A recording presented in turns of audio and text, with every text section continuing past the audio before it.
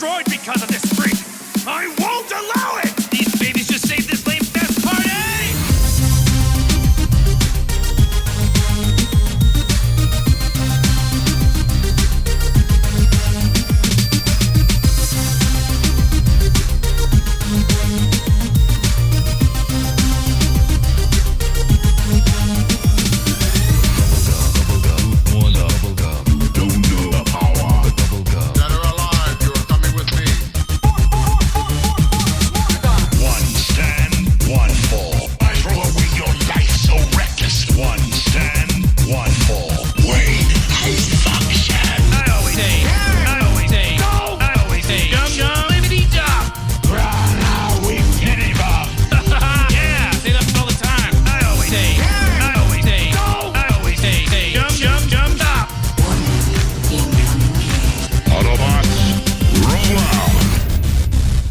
Guys, what's going on? You are listening to This Week in Geek.net. I'm your host, Mike the Birdman, and welcome to yet another TWIG live show. The show where we kind of cover the news of the week, kind of give you a couple of reviews. Could be a book, could be a video game, could be a toy, could be a piece of tech. We don't know more often than not any more than you do. We just get stuff sent to us, and we're like, hey, you got a week, get it done.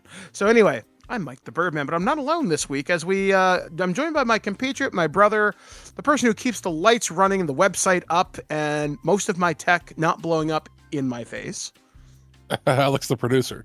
Yes. So guys, I'm trying to think what to talk about this week. So last week we didn't have a show. Alex and I were both feeling really sick. I was just getting over COVID. I did not get COVID. You know, again, knock on wood, I'm still the lone survivor of never getting it. But I did start to lose my voice and I went, shit. And I did whatever I could and recovered enough by like Tuesday to Wednesday. And I was like, all right, let's get a review show out with some of the stuff that we were going to be talking about in the main show. But I was like, I do not feel up to doing a whole show solo this week. So we put it off to this week. Yeah, so I'm glad we got a chance to come back. I mean, I spent a lot of my week last week just kind of recovering, watching movies, which is a real thing, actually sleeping for a change. I had some friends reach out on social media. They're like, do not rush your recovery. Just because you feel good today does not necessarily mean you're going to feel good later. So I'm really glad I took their advice. I did miss something really cool. My friendly local game store, The Dragon, where I'm one of the dungeon masters for Dungeons and Dragons down there, was holding a signing, and they had Amy Jo Johnson, the Pink Power Ranger, is launching a new comic book set in the Power Rangers universe, I believe, and she was doing a signing, her and I think one of the other writers or artists on the book, and fortunately, they were able to get something signed for me. Still had to pay for it, but I got my copy of the Renegade Game Studios Power Rangers, the role-playing game. I got my core rulebook signed by Amy, and that kind of got me thinking. I was like, I should get more of these. So this weekend, weather permitting, my wife and my friend Kelly are going to be taking off to another comic book convention that's fairly close to us, and they're going to get another Power Ranger signature for me. They're going to get Matt Sadowski, I think his name is. I know him as Bridge Carson from Power Rangers SPD, the Green Ranger, who is obsessed with buttery toast for some reason. But Power Rangers SPD was one of the shows I actually finished during COVID. I finished Power Rangers SPD and I finished Power Rangers RPM. For me, it's really easy to finish a single season of Power Rangers. Like, hey, here's 26 whatever episodes. Go nuts. And I'm like, all right, cool. So I watched that, really enjoyed it. So my goal, inspired by one of my friends who works on Star Trek Adventures, where I freelance, Michael Dismuke, he wrote Captain's Log. So what he does is every convention he goes to, either as a fan or as a guest, he'll bring his Captain's Log book with him. And if there's a guest there who happens to be a Star Trek actor, he'll get it signed. So that's where the inspiration came from. And then, so yesterday I noticed Robert Picardo, who plays the holographic doctor on Voyager, soon to be Starfleet Academy, is going to Niagara Falls Comic-Con in a couple of weeks. So I was like, well, I'm not renting a van to go. So I asked my wife and asked my sister-in-law, Kara, I can't go would you mind going for me? Robert's going to be there. I'd love for him to sign my Star Trek Adventures core rulebook because it's the first Star Trek book I ever worked on, and he is literally my favorite character and my favorite actor from probably the entirety of the show, and that's over Brent Spiner, LeVar Burton, Jerry Ryan, even Kate kind of Mulgrew. So I'm thinking to have Robert, a guy who I've interviewed, be the first signature on my book. I think that's really cool. So Okay. hopefully that'll happen in just a couple of weeks. Other than that, I've been playing some video games. I played a lot of Donkey Kong Bonanza, which I think you've used. So that was a very fun game to play while I was sick. Looking forward to hunting percenting that, or whatever, however the hell you'd say that. That's going to take a while, but it's worth it. Yeah, like I'm stupid surprised at how much fun it is. My wife is currently playing through a review you'll hear next week on Once Upon a Katamari on the Switch 2, because that's her game, that's her jam. And other than that, though, just kind of chilling out, not doing a whole lot, just recovering, taking it well, getting back out into my community. I realize I got a lot of work to do next year, but that's okay. That's why I'm here. And yeah, that is basically my week inside of a nutshell. What about you? Well, when I wasn't feeling too great, I did, play some of the games over the course of the last weekend. But as far as this week, I played Outer Worlds 2, which not for review, just for myself, because we didn't get a review copy. But there was a lull between games of when I was reviewing, and I went, you know what? I've got Game Pass. It's been raised in frickin' money, so I may as well use it. And I played it, and my thoughts are, it's fun. I think the story is better in the first game. It has done nothing to change my views on Obsidian being a good studio, not a great studio. They are BioWare light. It is a AA title that follows the same exact game engine and formula as Avowed did this year and the Outer Worlds 1. And there's nothing wrong with that. It's just they're never going to be seen in the same light as a BioWare. But I can say this, less bugs than a Bethesda title. So if you're somebody who liked the idea of Starfield, but didn't like how blah the game was, then try Outer Worlds 2. You don't need to have played the first game. It's completely separate, different part of the universe, different part of everything. Do you remember watching Secret Level? Was it last year or the year before? Yeah, I think it was last year. Yeah. They did the one of the better episodes of that was an Outer Worlds one, where it was if you remember the boy who becomes like a test subject. That's this whole deal for anti something or others thing, and he eventually has most of his body parts replaced because he keeps having disasters happen at his test. Well, he shows up in the game as a little side character, but you realize the game takes place like 50 years later after the episode, because he's just a janitor walking around and he's like balding and old. So I thought that was kind of neat. I found some glitches with the game when it came to some of the missions couldn't be completed because they just fucking didn't work. But and people are like, oh my god, it's like Bethesda. It's like, no. It's like 10% of the bugs you find in a Bethesda game in this. It's still rather surprising how many bugs it has and how many issues overall it has, considering it's been in development for like goddamn 6 years and it's not a very long game. It's like 30 hours to beat, which when it comes to like Bethesda or BioWare style games, that's not that long. Especially when it leans more heavily into like the Fallout style of game where you can just keep playing for a long time. But it's good if you've got Game Pass, play it. If you don't have Game Pass and you're planning to buy it for a console, wait till it's $40. That's my final thought on that, and my impromptu review. Okay, yeah, it's one of those games I'll hopefully get around to playing. I was gonna probably play the first game because I've got it on. I think I got it on PlayStation. The first game is okay. Here's the deal: the second game is better in quotes when it comes to some of the gameplay. It just feels smoother. It feels more tight and concise. The first game has a much more interesting story.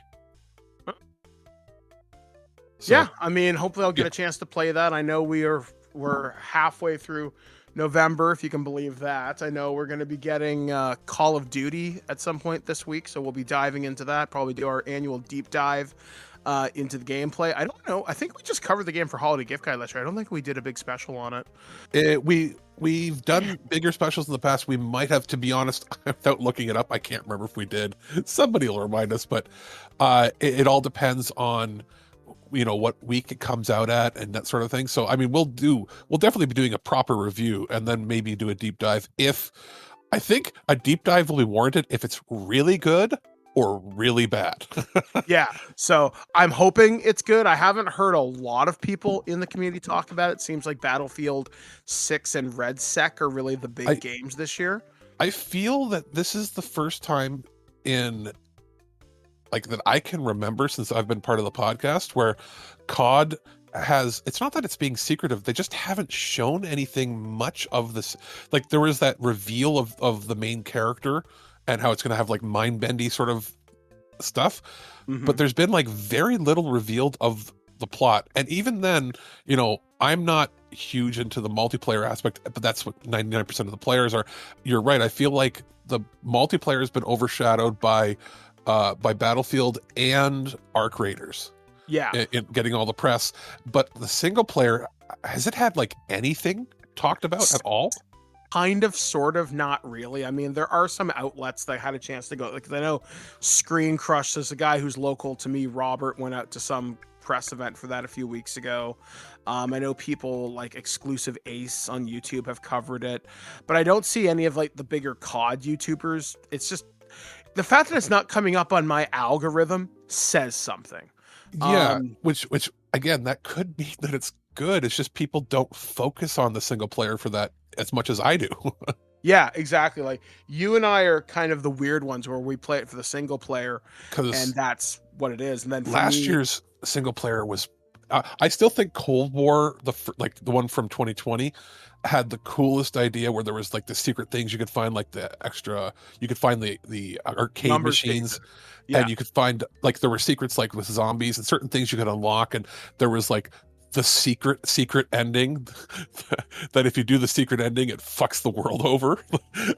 There's that stuff that's, I guess it's not canon because obviously the world would have ended, but I do think that last year's was the most good single player campaign, solid, that they might have had in a decade or more.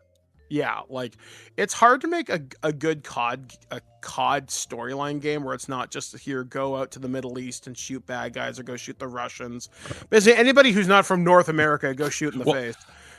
Without having the mind-bendy twists and turns with that Cold War had, the last one that we just played last year, the one advantage that had was it had the base that you could build up. It had unlocking secrets in your home, and that stuff's fun. Having little things like that. It's not that difficult to do. So we'll see if that new one has anything like that in it. Yeah, 100%. So guys, we got a jam-packed show for you this week. We're going to have a review from our very own TWIG librarian. I'm granting him that title. David Denoyer. We're going to be taking a look at another book that he had a chance to review. We're going to have a review from me. I gave Alex a bunch. I'm not sure which one's going to be used in the show. That's fine. I don't know. You don't know. You're just going to have to listen to find out. And then Alex is going to be giving us probably a game review this week, and we'll be taking a deep dive into whatever game he'll be covering for this week. So we're going to start things off with our good friend from the land of milk and honey, Troy, Ohio, with David Denoyer. This is one of his review from one of our good book friends. I think this is from Titan Books. We'll be back, guys, right after this. Hey Twig listeners, this is David from Loose Cannon and Ram, coming to you with another great book recommendation from our friends at Titan Books. As I've said many times on various episodes of Loose Cannon, I am a big horror fan, especially when it comes to film novelizations of classic horror films. In the past few years, we've seen a resurgence in the novelizations with special attention to older films that never got a novelization, and that is exactly what author Christian Francis has done with the latest release, The Descent, the official movie novelization. The horrifying horror flick of the same name from 2005, directed by Neil Marshall, is now available in a 220-page novelization that you don't want to miss. 1 year after a tragic car accident took her husband and her daughter's lives, Sarah and her 5 friends reunite for a caving expedition in a remote part of the Appalachians, but things take a terrifying turn when a rockfall leaves them trapped in a cave with bloodthirsty creatures. Now the 6 women must face off against the creatures as well as themselves in a fight for mental and physical survival. Christian Francis takes you deep into the depths of one of the all-time greatest horror films to celebrate its 20th anniversary, presenting the story in a way you've never experienced it. Feel the claustrophobia creep in as you join Sarah, Beth, Rebecca, Sam, and Holly, making their way through the tight passages and dark hellholes as they come face-to-face with a predator unlike anything they could have imagined. Whether you're a fan of the film, horror stories, or just looking for another excuse to fear the dark, this is one book you won't soon forget reading, especially with its original ending that was not shown in theaters.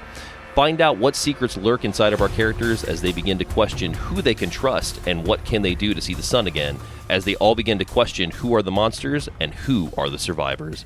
Get absorbed in the atmosphere and the terror of The Descent, the official movie novelization by Christian Francis, available now at TitanBooks.com.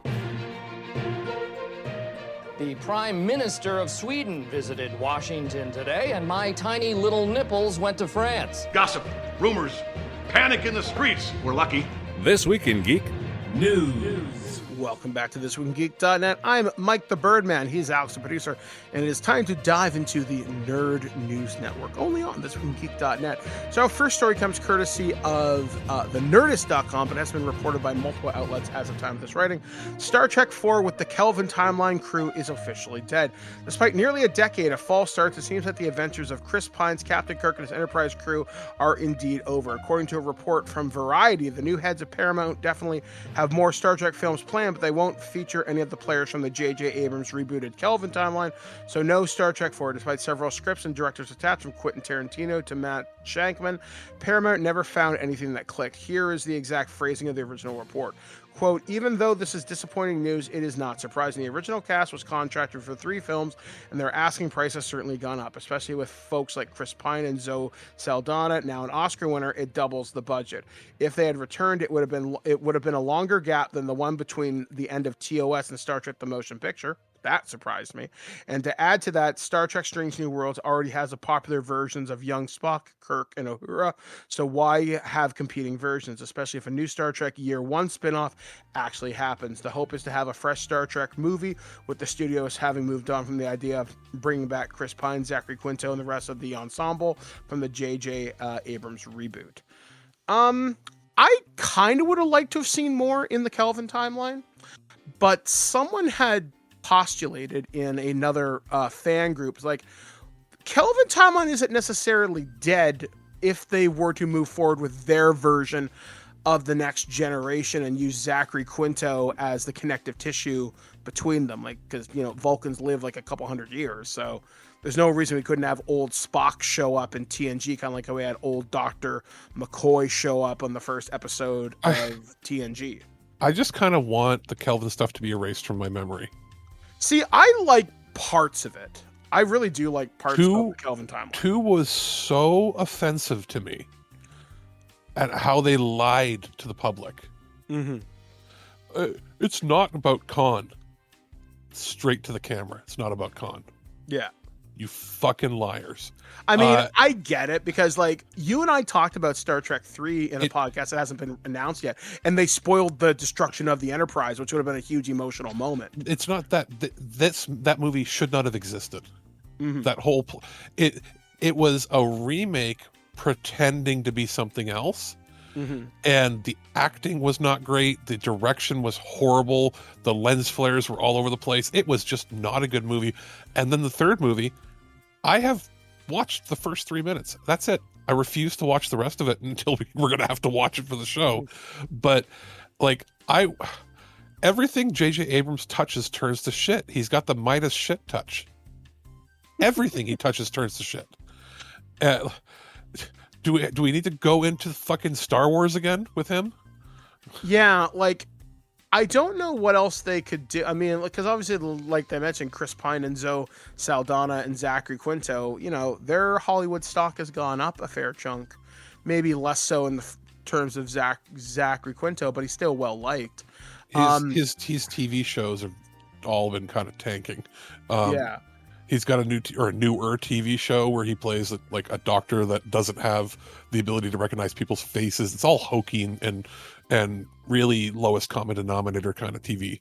Mhm. So he's gone there. Chris Pine has had a couple flops. Yeah. It was a critical success, but a big financial flop with the D&D movie. And he did some other one where he directed it, and it was a fairly medium to high budget. I think somewhere between 20 and 60 million, where he played like some sort of bum. I vaguely remember that. Yeah. I say that without trying to be like disrespectful. I think that's what he's characterized as in the movie, and it tanked really bad too. So yeah, he was like a less charming version of the dude from the Big Lebowski. That's the idea. Yeah, and Saldana, I think she's won an Oscar since then. Yes. So she's on the if not on the rise, she's sort of coasting where she is. Mm-hmm. So I'm not the only one saying this.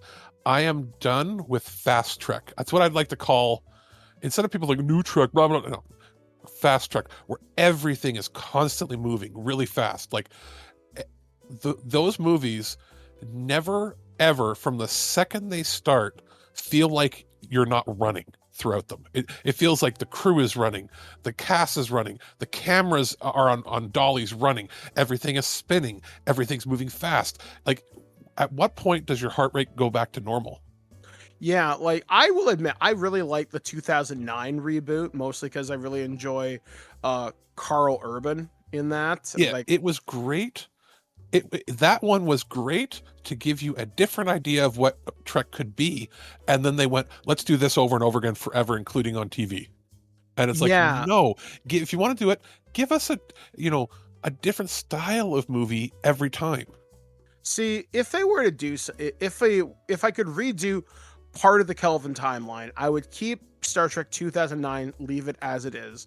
To the Into Darkness, I would adapt an older episode of the original series. I would love to redo the Romulan one and really make that more of a cat and mouse game where they're literally hunting like a lone Romulan warbird or whatever. And you could even change it into how the Romulan neutral zone was established. Like, you could have some fun and reestablish old bad guys. They wouldn't, because it would have to be too fast. And it's like, no, give us our Dust Boot Hunt for an October, but they won't do it. Yeah. And because that's, the original Wrath of Khan was that, and most of the other really good space battle related ones were like deliberate like that. I'm terrified that what they would have done with a fourth movie was put the Borg in it. Yeah, I'd be like, I don't know how you would Kelvinify Borg. I mean, they'd have to be hyper aggressive and fast. They'd have to, you know what? I think an Abrams Borg might look like more like Cyberpunk 2070s. I think they'd look more like Atom Smasher and move like the 28 Days Later zombies. I think they'd move super quick and they'd look like more body horror as opposed to cyborgs. If that makes I can tell you exactly what they would have done, because they would have tried to sound like they were being clever. They would have been like, well, we went back to the lore and look what we found. They would have gone back to Enterprise, like from the TV show Enterprise, and been like, wait a minute, there were those Borgs that were frozen on Earth. Mm-hmm. And they would have thawed them out by accident, and it would have been in the Kelvin timeline. Yeah, which could be interesting, but you have to... Using the Borg too often is such a problem that the entire Trek has had since Voyager. You can't reuse them that often and have them still be a threat. If you wanted to do one that was like a thing, like Who Goes There sort of thing, where you're conspiratorial about everything, if you really wanted to go back and do something, redo Conspiracy from Next Gen. but put it, not the exact same thing, but do the whole like slugs controlling people or something to that extent. If they're trying to do like a monster of the week sort of thing, The salt and vampire, and it has to, and but if it's got to be like fast paced, because it's a Kelvin movie, which means that J.J. Abrams would have been producing it. It has to be big, extravagant, and gigantic. It would have to be something where, because they're trying to tie it into their own universe, something about that red matter shit that old Spock brought back did something. Somebody got a hold of it, and they would have made it about the founder's shapeshifters using it to invade our quadrant. That'd be cool. You know what? I'd love to see them do something, because they're talked about. They're super powerful, but you never hear anybody talk about the Tholian assembly. They're like, they're energy beings. Don't fuck with them. That's all we really know about them. And I feel like we wouldn't have the technology to deal with something like that at this point in the timeline. So it would be like game over. So it would, like, unless they were doing like, hey, it's going to be a next gen crossover, and it's like generations all over again, but we get the because they're not going to make that New Voyages or whatever they were going to call it. Remember the Picard season 4 or whatever the spinoff we were going to do, maybe? Oh, Star Trek Legacy or whatever they want to call it. Like, the only way it works is if, we're going to tie it all together. We're going to have it open up the red matter opens up a rift in time space, and the Dominion comes through, and the only ship that comes after them is the Defiant or something with Worf on it. Like you'd watch that, but it would be terrible. The problem is the premise of this universe being the main canon. It doesn't work, and that's the reason it didn't work with Discovery, in that it's just everything moves too fast, like physically, and then in timeline it moves like breakneck speed. Nothing ever gets a chance to breathe, or Star Trek being about diplomacy. No diplomacy ever happens in the Kelvin universe or in the current newer Trek TV shows. It just doesn't happen. I'd say some stuff happens in Strange New Worlds, but not as often as it should. Strange New Worlds tries it, but then still gets bogged down with the idea that the camera always has to be moving real quick. Like there isn't anything where it's just like, bam, let's have an episode where people work out their differences. There isn't that.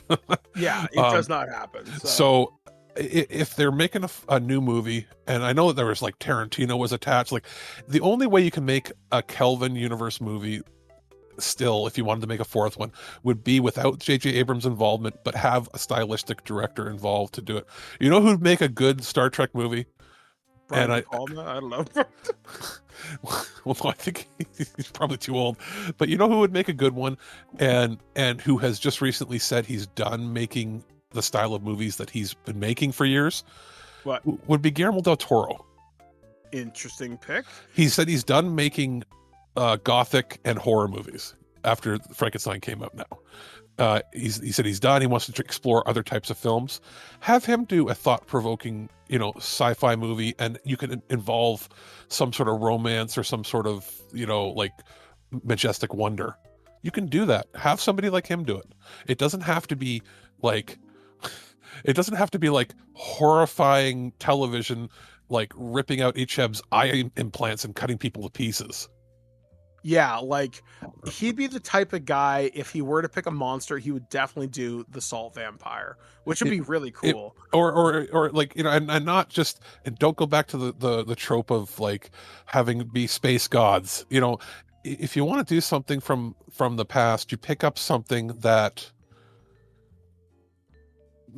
I was going to say things that maybe the Orville has done better, because the Orville's been doing stuff like that. You do a social issue. You want to do something. You do a social credit movie, or where they're dealing with an entire space league of people where everything is based on social credit and like that system where you do something bad, your social credit goes down, and then people won't even talk to you. But is it corrupt, or how does it work? That sort of shit. You could do stuff like that. There are cool things you can do. but I just afraid if it was set in the Kelvin timeline, it would just be another, big bad monster of the week. Yeah, like I don't want anything as bombastic as JJ is typically known for.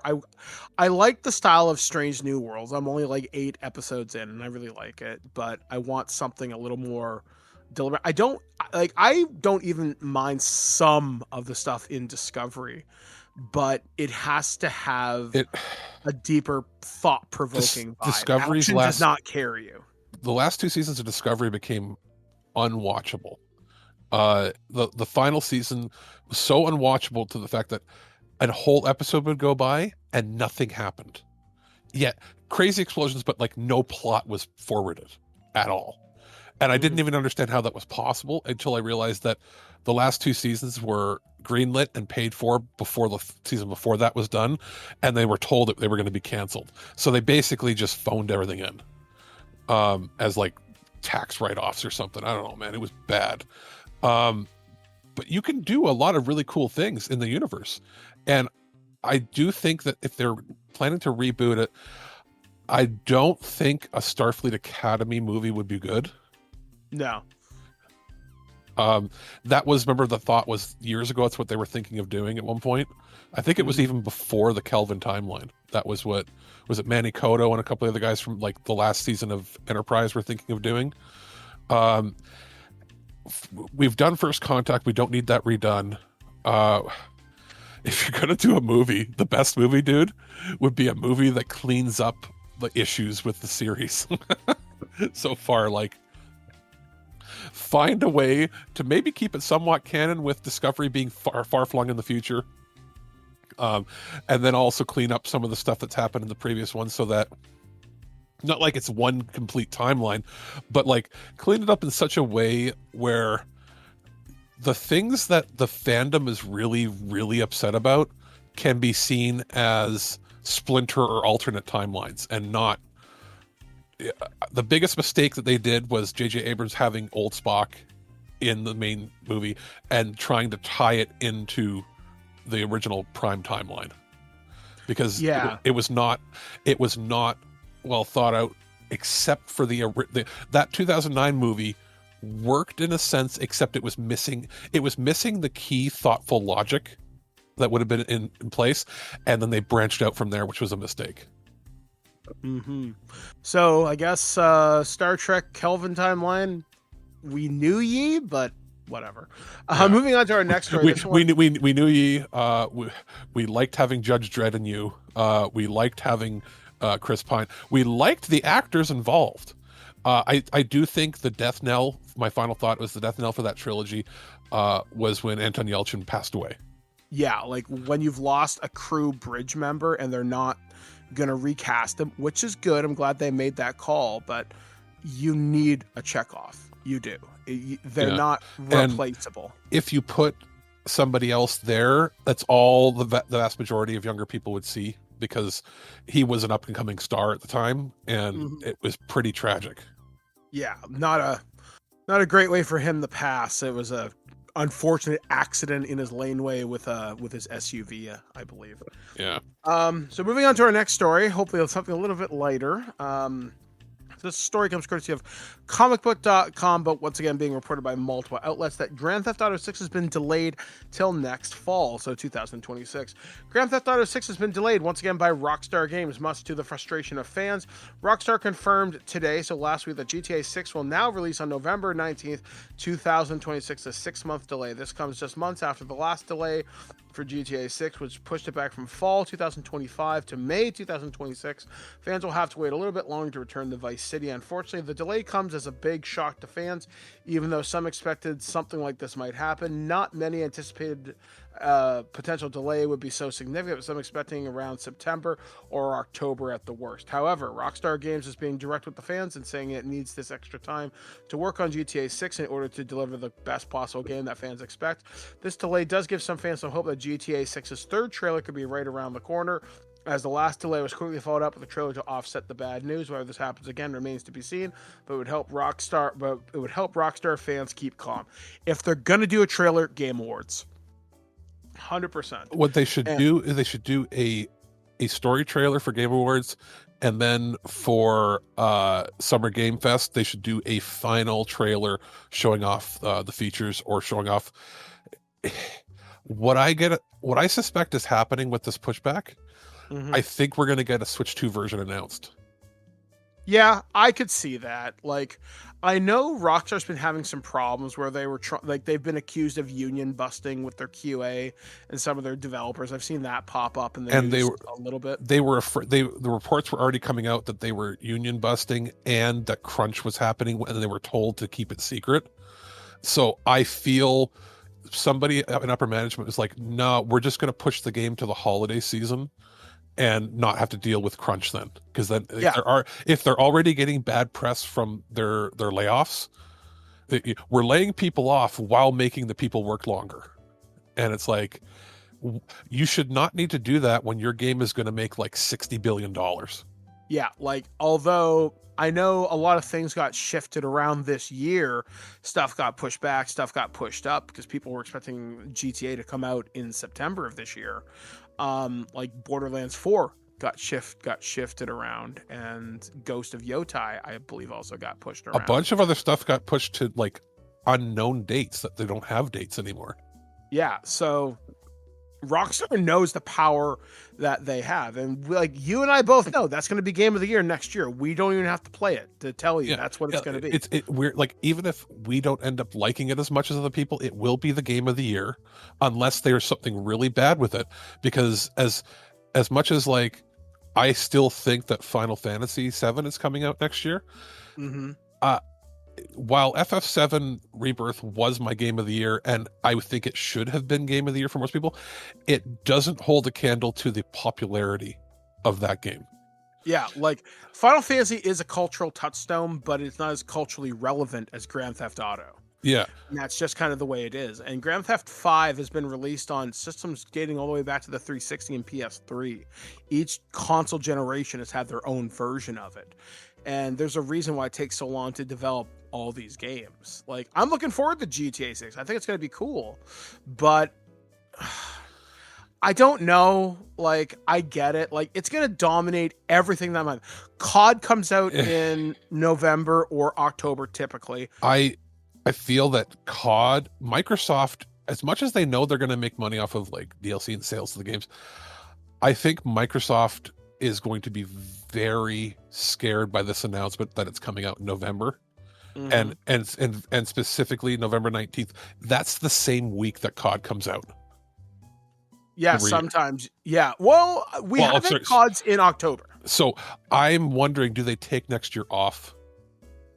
No, but they'll probably release in October, probably mid, if I had to guess. Do you think it's going to be like a Modern Warfare 3 thing where it's just like a glorified expansion because they don't want to deal with it?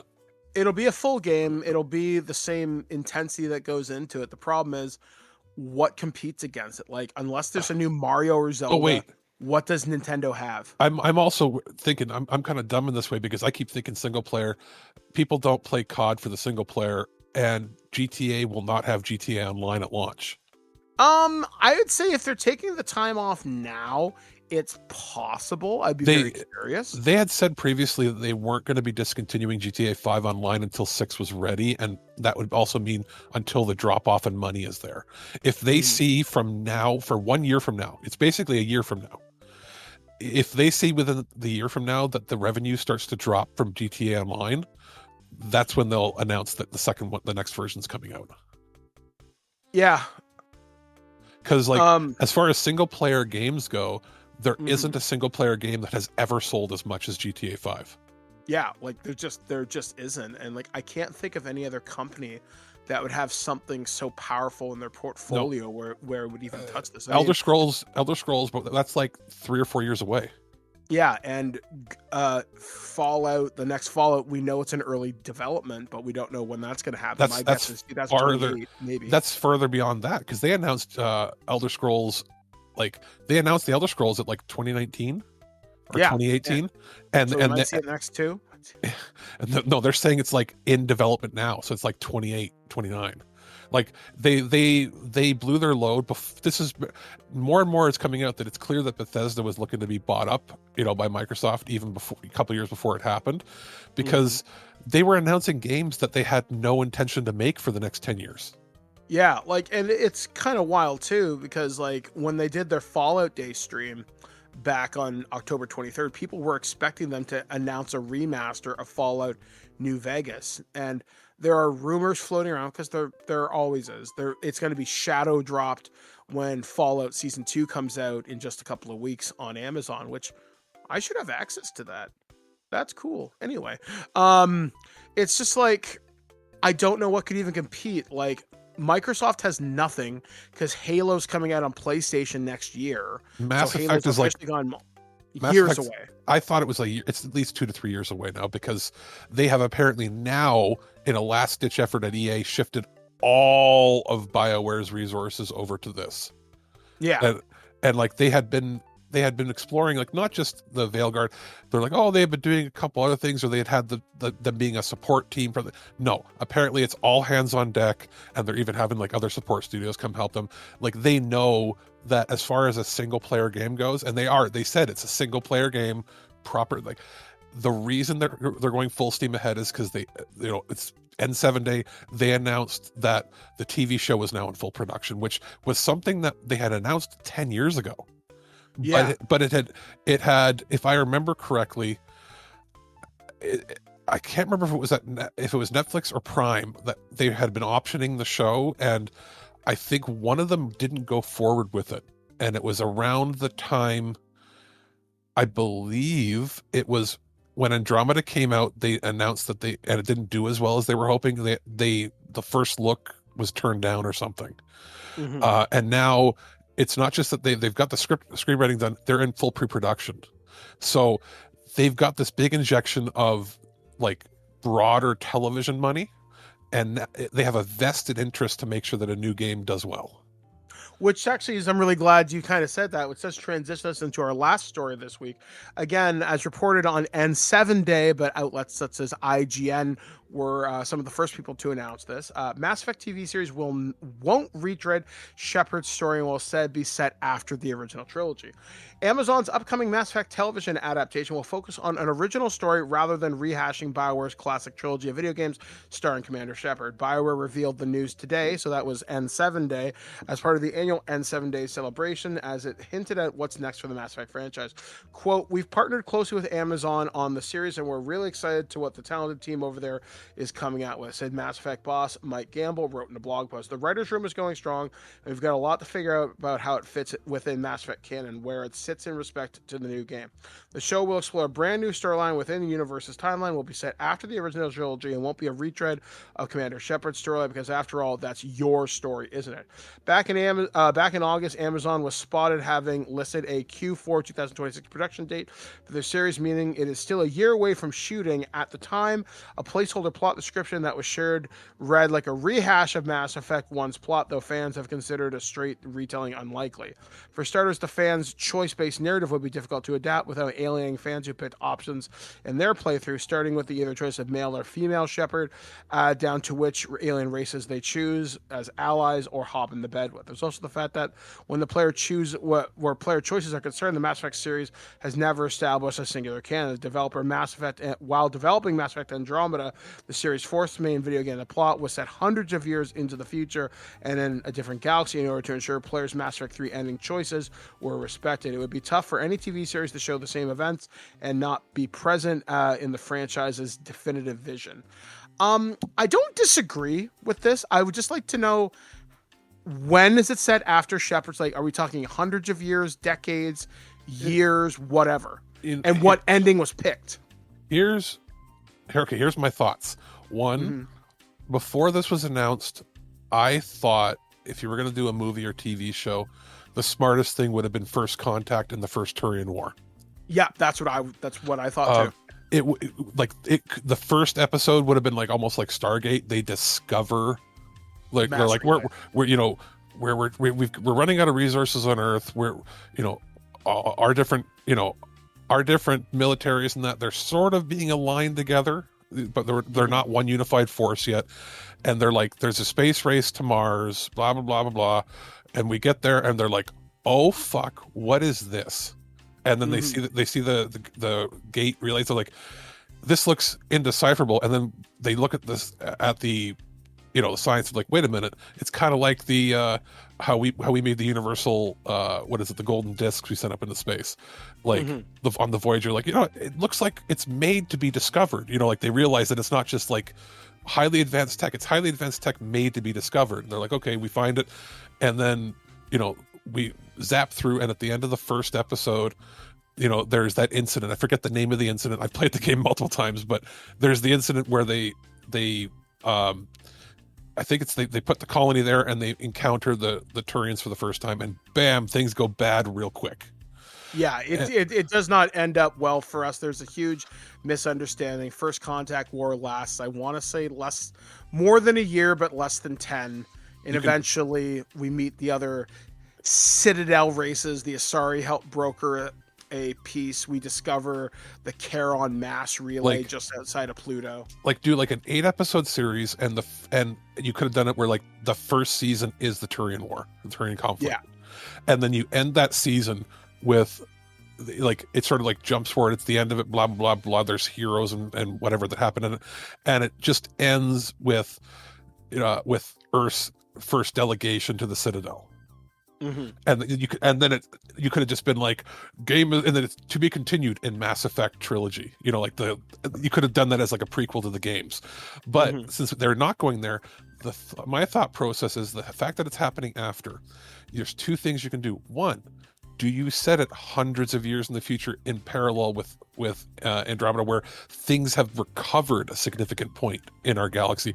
Spoiler alert for what is, oh god, it's almost a 10-year-old game now, isn't it? It is. It's over 10 years old for Mass Effect 3. How at the end, like, I'm going to assume at the end that the canon ending is the ending where Shepard lives, because it's been confirmed that the new game stars Liara going on a mission to find Shepard or do something to that extent. At least that's what they hinted at, unless they massively change things, right? Yeah, I would guess they'd go with the destroy ending as well. That means we lose Edie and the Geth, but that does take them off the board. So I'm interested to see what'll happen. Yeah, I would say so. If you did that, the 3 endings, there was the one where you synergize, where you become one with, where bio and technological beings are merged into one. There is the control one, where you control the cycles, but you essentially, it was more and more people read into it. It was hinted at that's what that's what they wanted you to do, like as in the forces that be, because it would start the cycle all over again of the Reapers. Even though you say, oh, I'm in control, you're not in control once you become one of them. And then the third option obviously was destroy. And if you do destroy, well, I mean, the fourth option is to attack the overseer thing, and then the world ends. But if you have everything, it was readiness had to be at 100%, loyalties all had to be at 100% for everybody. And then if you chose to just do the destroy, at the very end, you'd get another glimpse of Commander Shepard's, Commander Shepard's hand reaching out from under the ground, and then you heard like breathing and the hand twitch. Yep. Yeah. So that was the ending there. And like you said, Edie's gone, but if you really want, you could keep Edie. All you'd have to do is be like, it's gone, but backed up data or something, like a local version that isn't, it doesn't have the networking ability. They could go full on Battlestar Galactica, where a lot of the tech, some tech survived because they just aren't networked anymore. Everything is isolated. Yeah, like there are possibilities for that. Like, my suggestion for the series was set it between, like, if you want to keep established canon, and if you want to set it in a familiar but unknown timeline, you set it between Mass Effect 2 and 3. Shepard's in jail, not a problem. All the squad mates are off doing their own thing, not a problem. Just set it there. I mean, Paragon Lost, which was the anime movie, kind of tried to do something like this to a moderate degree of success. I thought it was fine, but no one cares about James Vega as a character. No. It's just, and that's no shade against Freddie Prinze Jr. I really enjoy James Vega as a character, but the thing is, sorry, he's okay. He's way better in Dragon Age Inquisition as the Iron Bull, or Star Wars, yeah, the gigantic, menacing, but also super gay member of your team. yeah, and it's just like there could be, but the problem is, again, setting it in after 2 and 3 or between 2 and 3 is what happens to the council. What did you do with the Batarians that were going to crash the asteroid into the Earth? There's so many things that are just left up in the air. Smart move is, and this is where my thought is with it, they'll want to align it where you'll want to play the game because that's part of what the marketing is. I think that in the new game, because this extends to that, I think in the new game, the R's there, I think you're I don't think that you're going to be a Spectre. I think you're going to be somebody assigned to a research team that is you don't want to recover the Reaper tech or anything because of what that can imply, but you're maybe part of a team that is trying to put together new alliances now that the way everything was run has been shattered and the Earth and the planets are all stuck together. I think the idea is you're going to be Mass Effect relaying locally within areas, and the idea is you're trying to hotwire the old relay system to get it online, but not using the old tech. The idea is you're merging the technologies of all the peoples, and you're slowly skipping your way around to reconnect all the disparate communities and all the different friggin' colonies that have been basically shut off from Earth and from all the other planets. Like, Asari Prime, their area was so expansive. There's entire pockets that are like cut off permanently. Yeah, so, like it would be interesting to go back to Thessia after like a couple hundred years. What happened? Because they got hit by the Reapers fucking hard. Yeah, we thought London was bad.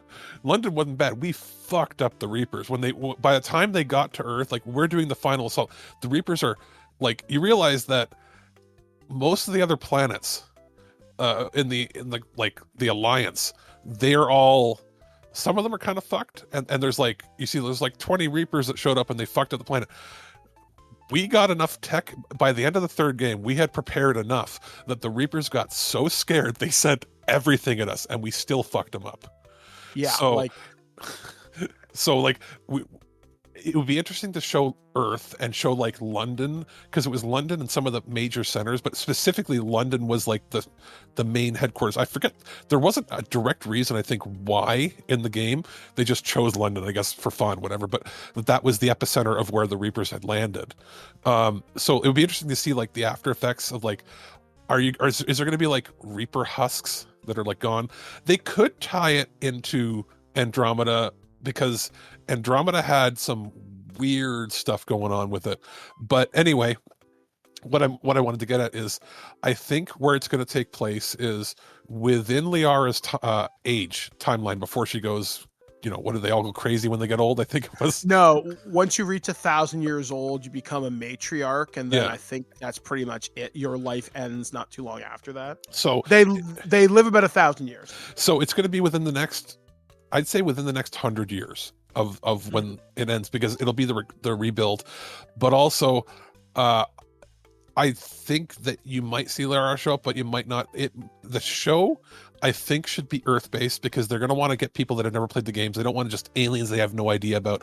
I think it's going to be a little Star Trek-y, but it's going to be like it's a ragtag team of survivalists that are uncovering stuff, and there might be some leftover like cultists and people that worship the Reaper. Like, there's going to be stuff that happens after disasters where there's some agents that are not working in the best interest. Like, who knows who was Cerberus and shit like that. Yeah, who knows in a weird pocket outside of that were underground, protected from electromagnetic pulse, how many of them were affected by the Elusive Man and their mind control and stuff? You know what I mean? There's going to be stuff like that in there.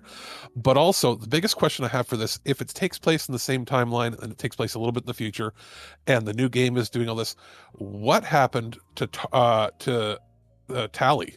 because Tally's on the friggin', I forget whose ship was she on going towards Andromeda at the very end of Andromeda.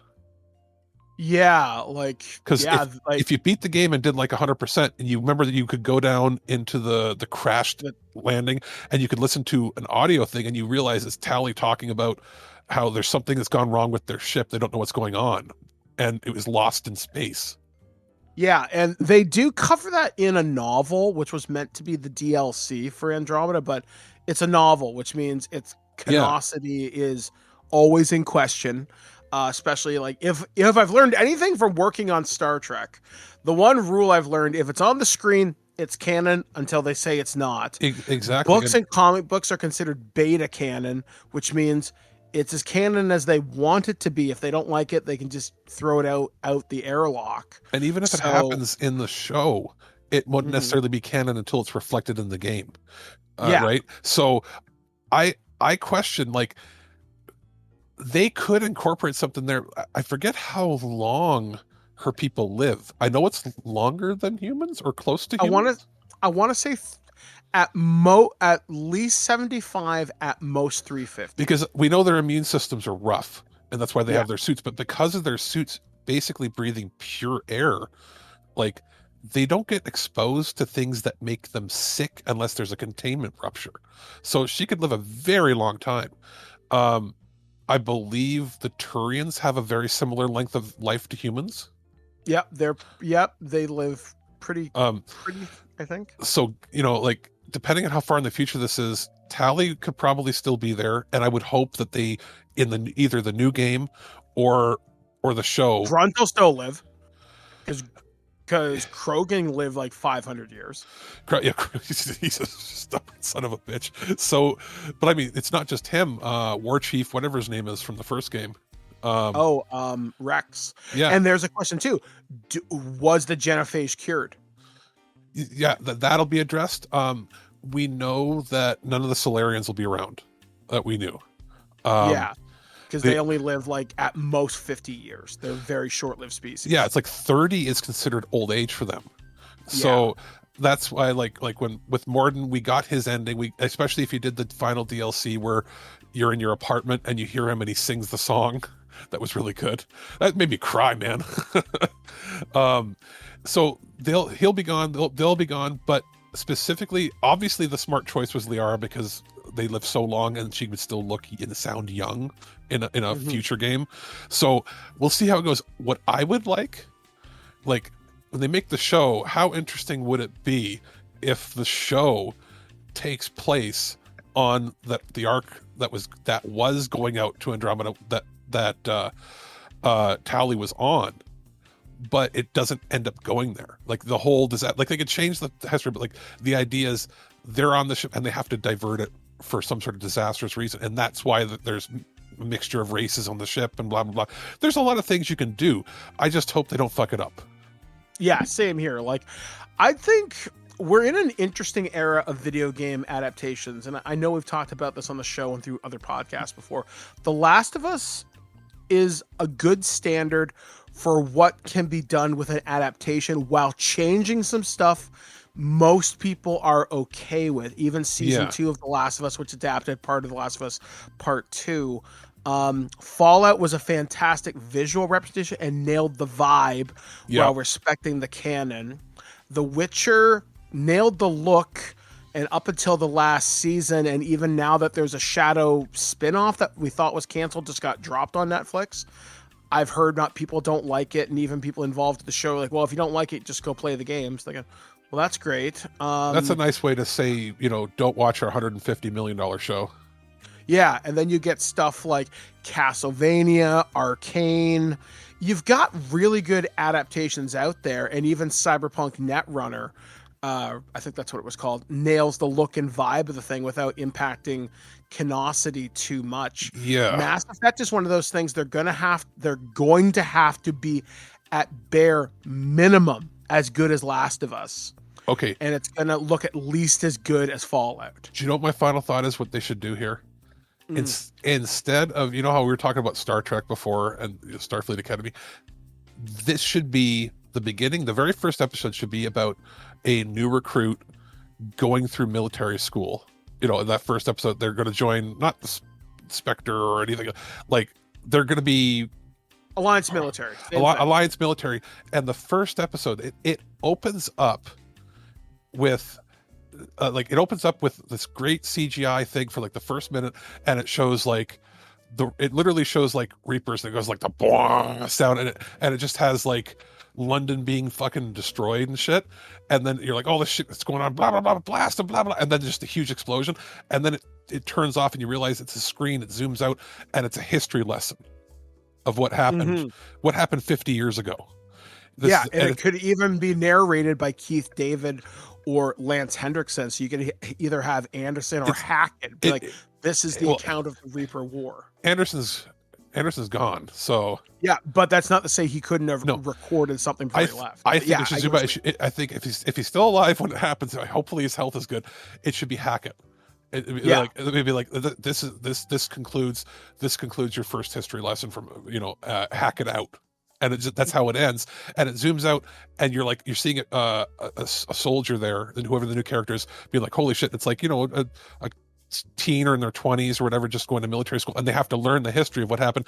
But when it zooms out, what it shows is the Earth Alliance or the military school zooms out, and there's other races attending Earth school. Yeah, that'd be cool. Have a Solarian, a Volus, whatever. Because a fuck ton were stranded in our solar system when the gates went off. Yeah, or survivors from the Citadel. Survivors, whoever was able to jump in before the system was destroyed, guess what? You're part of Earth now. Yeah, that's great. I like that. Yeah, I want this to be successful. I do. I just hope it's handled with care. It's cared with respect. My N7-day wish is, will you please make a TTRPG, and will you let me work on it? Because that'd be great. Mine is, you know what? At this point, can you remaster Andromeda? Take out some of the tedium of some of the exploration took longer than it should have. You don't drive fast enough. Certain things that happen. Could you clean it up, and then maybe give us that DLC piece? Since we know you're several years away from the new game. Yeah, I that's what I'd love to see too. Just give us something. I've even heard rumors they might be bringing back the multiplayer, and if that's the case, just give me my old Mass Effect 3 account back, because I had one of the best in the world. I was armed to the fucking teeth. I had all my guns maxed out. I hated that multiplayer. It was too it was too difficult. It's like you need to do this to get your readiness up. Didn't they nerf it a little bit so you didn't need to play the multiplayer to get the it was with the trilogy remake or trilogy remaster. They removed the need, because you used to have to play the multiplayer. And then, you remember how the final part of the game, like the final assault, you couldn't get the best ending unless the galactic readiness worldwide was at a certain level, and the worldwide was tied to how many people kept playing and winning the online game. I don't remember that specifically, because I could always get the best ending very consistently. I also played the multiplayer a lot. There was something about keeping the reason, one of the reasons they had to remove the multiplayer was it was tied into some of the game's mechanics. Yeah, because it basically meant you could get a certain percentage, and I think it was something small. It was like 5%, but 5% still means a lot. It was to get over that hump to get to 100. I think when it first launched, they had to make a patch or two because they realized that, hey, the servers aren't going to be online forever.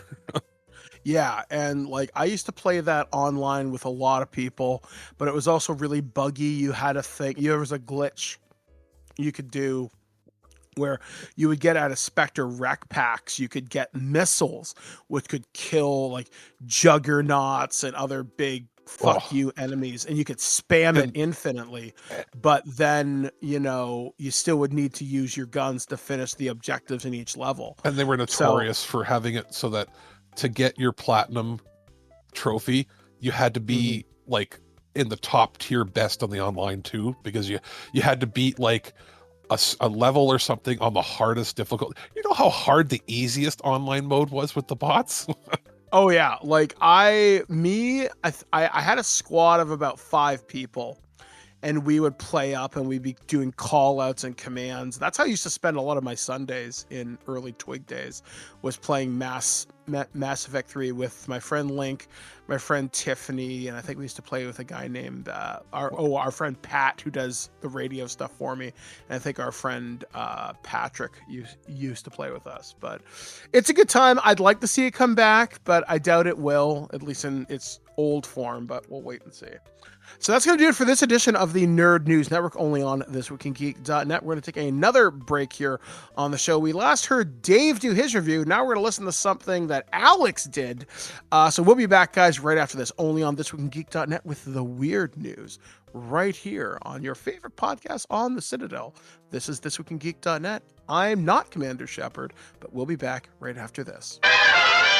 Alex, the producer here, and our friends over at Razer asked if I would like to check out one of their newest collaborations they've done, this time with Valve and Counter-Strike 2.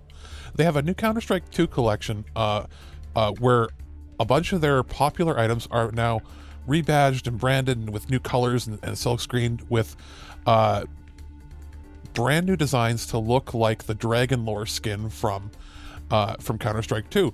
And it's a really cool, I'll go into the details of the actual devices as we go, but I was sent the Huntsman V3 Pro 10 keyless. What's that? It's the medium-sized keyboard. They have one that is a 60% keyboard. Those are the ones that you see a lot of wireless, smaller keyboards being. But this is the same as a regular full size, just doesn't have the number pad and stuff, which I usually do like to have when I'm doing businessy type stuff, because I'm an old calculator-y kind of guy. But in this case, for a gaming keyboard, it's a good, middle ground.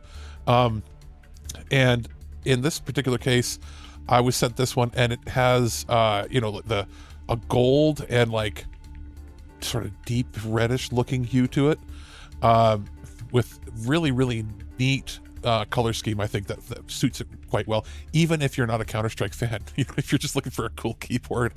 But interestingly here, what they're doing with these collaborations is they're taking basically like their bestseller, best quality releases, and then they're getting branded color scheme swaps and that sort of thing. And we've covered some of their products in the past, and I found that when they do make a collaboration, it usually has really high quality when it comes to the artwork, as to go along with the build quality that we usually see. Now for this keyboard, there is a like palm rest, and that has the dragon symbol and it has the skin on it, and it looks really cool on its own too. So I've had this keyboard for about a week now, and it's given me enough time to really see how it feels. I know we've talked about previous keyboards to them in the past, and just to do some quick once over, they have their optical switches in it that they're custom ones for they're calling their Razer analog optical switch generation 2 switches in it. So for the non competitive gamer, what that means is with optical switches, you tend to have more accuracy. It can register more keystrokes, quicker, less latency, all that fun stuff. It does have durability involved with it that's much higher than what you get with some of the entry-level key switches that you see in like really lower end, even sometimes medium end third parties that make them, but they tend to not want to put the better quality optical switches in. And in this case, obviously with Razer, they have their own custom ones, which is awesome. It has rapid trigger mode, which for FPS games like Counter-Strike, you're able to it's basically, you can quickly reset the key and do some macro-y type stuff with it, which is neat. I'm not gonna go too deep into that because we're not doing esports gaming. This is more of an overview overall. The idea there being that the keystrokes and just the overall build quality is that it won't stick. It's registered quickly, low latency. Same with it has the ability to make some onboard adjustments. You can adjust your actuation points for basically where does it detect, because it's an optical switch. It can detect when it's halfway down, all the way down. You can do stuff like that in between for having rapid trigger technology, they call it. There is snap tap toggle, they call, which is when you hit the function button and the left shift, the keyboard will toggle between Razer snap on or snap tap on or snap tap off. When it's activated, the assigned snap tap keys, which is A and D by default, will light up while the backlight will backlight for a few seconds. The keys will then light up red backlight when it's deactivated. And you can do a bunch of stuff with that. There is a cheat sheet that they included for me with all the different onboard adjustments that you can do, and it is it's like the old gaming keyboards back like 25 years ago when they used to come with a whole sheet. It was like, here's how you do this function plus this. Everything is customizable, so I don't need to go into that too much with you. As far as other features that are involved is for anybody, not just gamers. This is where it's going to be interesting. Is they have multifunction digital dials and dedicated control buttons. So, on a media keyboard, sometimes it'll have like a dedicated volume up and volume down, or it'll have dedicated, play, pause, fast forward, that sort of buttons. Here, they're multifunction, meaning you can program them to do whatever you want. So there is a digital dial with a mute key that defaults to volume, but you can change it for different things. I could see people using this to like scrub through video editing even. Because you could do that. You could set the macro to it. You could adjust it so that turning it right will scrub right or scrub left, backwards and forwards in a timeline. There's things you could do here that aren't just for gaming. So that's what I'm going to be messing around with and seeing what I can do with it too. I do like that it's a big volume knob or big actuator button on there, so you can just turn it and it feels chunky and good. There are multifunction buttons. Pressing one of them will play pause, pressing twice for next track, pressing thrice 3 times for previous. That's one dedicated button. Then there is a button that is a macro button that defaults to Xbox Game Bar when you're logged into Xbox there. The second macro button is a default for Windows Task View. Obviously, you can customize it however you want, but those are neat. What is also cool with it is that there's modifier keys. So what that does, basically, when it's activated, the right shift function as an up arrow when tapped, right control as right arrow, menu key as down, and what else here? Right key alt is left arrow. When these keys are held down, they function normally with their original function.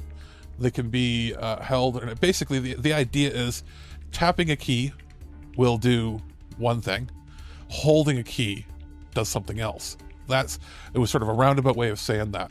The idea there being that depending on if you're like right-handed, left-handed, it can change how your layouts and how you want things done that way. There's a bunch of other macro settings you can do, but there's a lot of stats with this. Realistically, what you have here is a really good gaming keyboard that also happens to have a lot of cool functionality when it comes to macro buttons for media, business, whatever purposes you want, plus having the super awesome slick design on it. That gold and red design layout, even if you're not a fan of FPS shooters or you just want something cool for your plays, definitely consider that maybe for holidays as a gift. We might see it pop up in our holiday gift guide. We'll see, especially if there's any deals going on for it. But it's priced depending on your region. Pricing will be a little different, but it's priced, I would say, at a medium of like really good value for the money without being so expensive that it goes into a whole new tier, breaking the bank. I think if you're building yourself like your first or a gaming system setup that you want for streaming or for playing, it's something you might want to consider. It is definitely not the cheapest out there, but you're getting a lot of more advanced features and a higher build quality. So that's what takes it up. You're not getting $100 keyboard. You're in a different class altogether with this, but you're also not paying for like a $600 custom crazy thing. You're right in that sweet spot. So if you're looking to do a new build for this holiday season, maybe consider this. Otherwise, keep an eye on it if you see a big sale come like Black Friday or in Canada during Boxing Week, if you have some extra Christmas money to burn. Oh, crazy? Don't mind if I do. Human sacrifice, dogs and cats living together, mass hysteria. Welcome back to This Week in Geek.net. I am Mike the Birdman. He's also the producer. Oh, it's time, kids. It's time to go down the weirdest and strangest things that have happened on this planet. I'm so sorry. This is the weird news, only on This Week in Geek.net. All right, so our first story comes courtesy of CNBC, but has been reported by multiple outlets. DC sandwich thrower Sean Dunn found not guilty of assaulting a federal agent. A federal jury in Washington, D.C. on Thursday found former Department of Justice paralegal Sean Dunn not guilty of assaulting a federal agent whom he'd thrown a Subway sandwich at in August. Dunn's acquittal was after just several hours of deliberation, was the latest rebuke to the DOJ in the case. U.S. Attorney for D.C. Janine Pirro, prosecutors previously failed to get a grand jury in D.C. to indict the 37-year-old on a felony assault charge. Pure's office then filed a misdemeanor charge against him, which went to trial this week. Jurors began deliberation on Wednesday. Dunn was charged in connection with tossing a sandwich at a Customs and Border Protection officer, Greg Lamour, on August 10th along the U Street nightlife corridor in Washington. Larimore and other federal authorities were deployed in D.C. as President Donald Trump in response to what the president claimed was rampant crime in the capital city. Quote, "Fuck you, you fucking fascist. Why are you here? I don't want you in my city," Dunn allegedly shouted at the group of federal officers. Oh, yeah. Before hurling the sandwich at one of them. Dunn was fired by the DOJ, where he worked in the Criminal Division's International Affairs section after his arrest. Dunn's attorney, Sabrina Schlorf, said during closing arguments on Wednesday that the confrontation was the quote of the result of strongly held feelings against immigration enforcement, NBC News reported. Schlorf also told jurors that you are the ones impacted by the executive orders issued by Trump, which put federal and law enforcement officers on the streets of D.C., NBC reported. You are the ones impacted by the executive orders. There was and remains a huge law enforcement presence in the district, Schlorf said. The defending attorney also argued that the sandwich did not impede Officer Lamour's duties that night. A foot-long from Subway could not and certainly did not inflict bodily harm, NBC reported. Schlorf also noted that Larimore also received... Sorry, is the argument that a footlong couldn't hurt you or shouldn't hurt you because it's not really food? Yeah, oh, it gets weirder because I've got some extra stuff, so I've been following the story for a while. Schlorf also noted that Larimore received, quote, 2 gag gifts from co-workers, a plush sandwich and a patch featuring a cartoon Dunn throwing the sandwich with the words felony footlong, according to the outlet. If someone assaulted you, if someone offended you, would you keep a memento of their assault? Would you stick it to your lunchbox and carry it with you day in and day out, she asked. Now, it's funny. So obviously they bring up, this guy had a plush footlong in his cubicle. He also had a morale patch that said felony footlong. One of the closing arguments from the defense was, from the prosecution was, I could smell the onions. I could smell the mustard. And the sandwich exploded. And then in cross-examination, they're like, because they showed the sandwich on the ground, still wrapped in its wrapper. Props off to the Subway sandwich artist who wrapped that fucker tight. And they're like, does this look exploded to you? I can't comment on the state of the sandwich or something like that. It was so dumb. Do you know what, though? Felony footlong sounds like a porno. It really does. And it got so goofy, too, because, like, this woman... Janine Pirro, she's a former Fox News contributor, and she did this whole fucking thing on TikTok and YouTube. She's like, you know where you can stick this Subway footlong?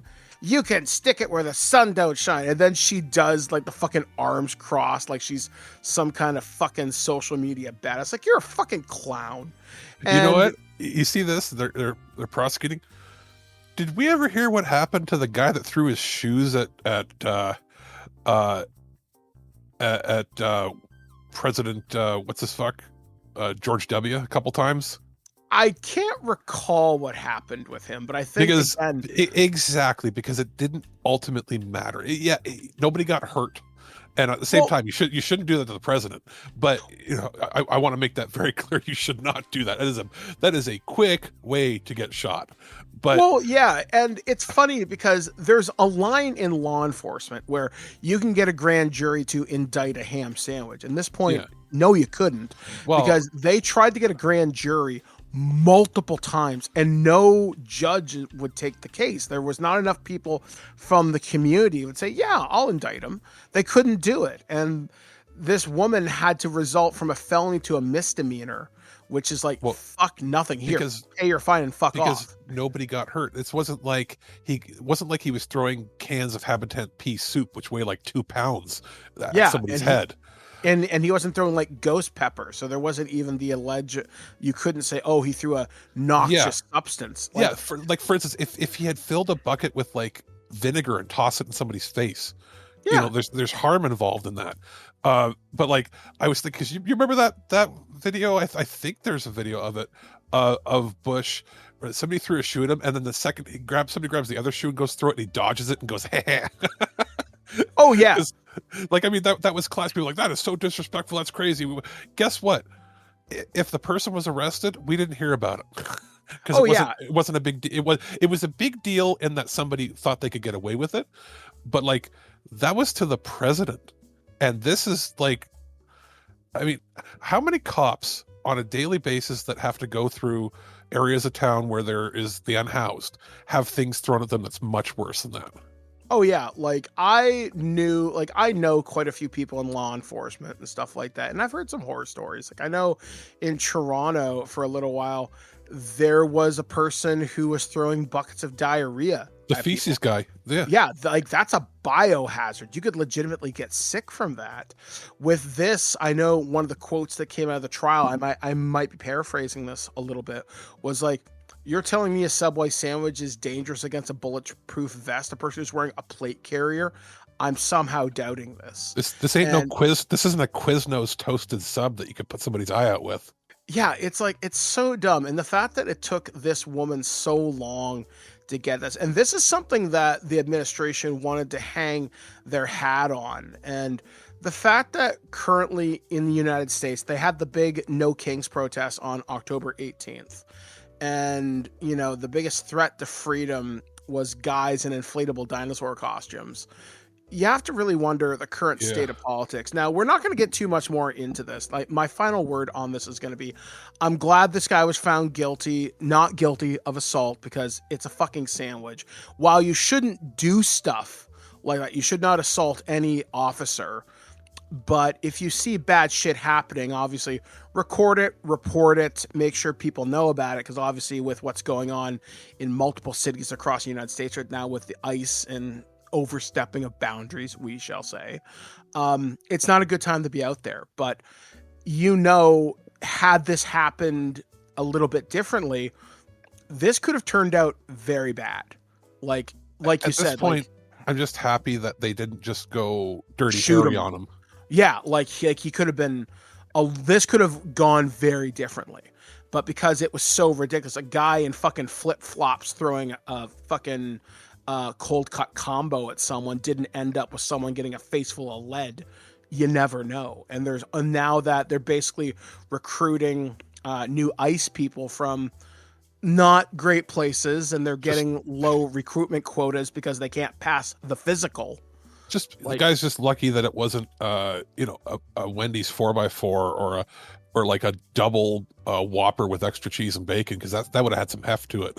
See, I think he's lucky that it wasn't covered in ghost peppers or something, because then you could probably slap the noxious. I mean, really, the only way that this could have, well, in a sane world, the only way this could have been charged is if the sandwich was thrown and the officer had been allergic to something on it and had a bad reaction.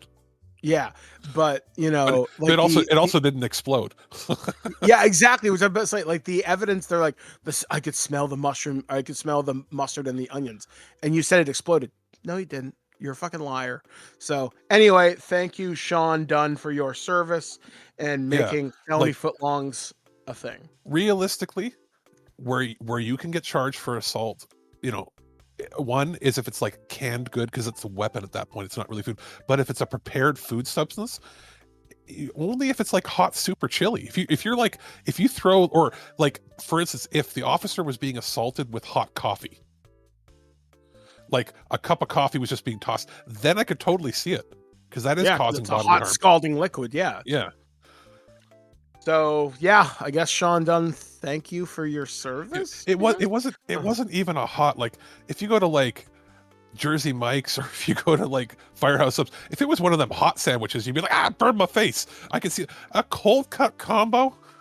Yeah, nah, that you know ain't what's more dangerous? That it's more dangerous getting one of them banh mi from the Vietnamese deli downtown, because those are crusted breads. Like exactly sharp edges. That would hurt way more.